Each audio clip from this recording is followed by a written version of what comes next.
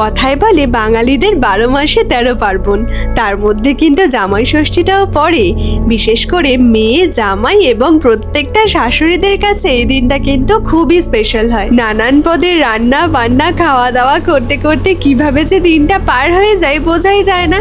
তো যাই হোক, চলো সকালের ব্রেকফাস্টে কি ছিল সেটা একবার তোমাদেরকে জানিয়ে দিই। প্রথমেই তো ছিল ফলের আইটেম, যেটা ছাড়া জামাই ষষ্ঠীর ফোঁটা কিন্তু অসম্পূর্ণই থেকে যায়। তো যাই হোক, ফলের মধ্যে ছিল শসা, আম, আপেল, মুসাম্বি, লেবু, আঙুর, লিচু, ডালিম।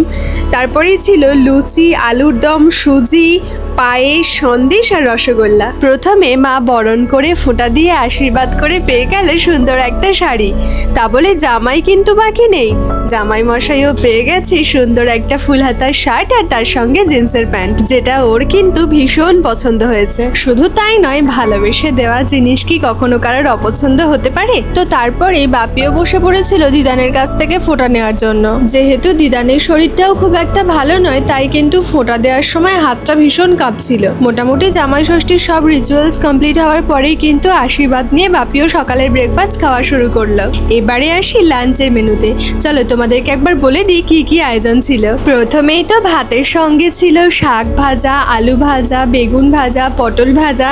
তারপরে এদিকে ছিল ডাল, পোস্ত দিয়ে পমপ্লেট মাছের ঝাল, চিংড়ির মালাইকারি, সর্ষে দিয়ে ইলিশ মাছ আর মাটন কষা। তবে অন্যবারের তুলনায় এই বছর জামাই ষষ্ঠীতে মা যেহেতু বিশেষ একটা আয়োজন করতে পারেনি, তাই কিন্তু ওনার মনটাও ভীষণই খারাপ। আগের ভিডিওতে তো তোমাদেরকে বলেইছিলাম যে তার পেছনেও কিন্তু বিশেষ একটা কারণ আছে। আর অপেক্ষা না করিয়ে যত তাড়াতাড়ি সম্ভব আমি কিন্তু তোমাদেরকে জানিয়ে দেব কারণটা কি। তো যাই হোক, ওরা মোটামুটি এদিকে খেতে থাক। আজকের ভিডিওটা তাহলে এখানেই শেষ করছি। তো চলো, টাটা।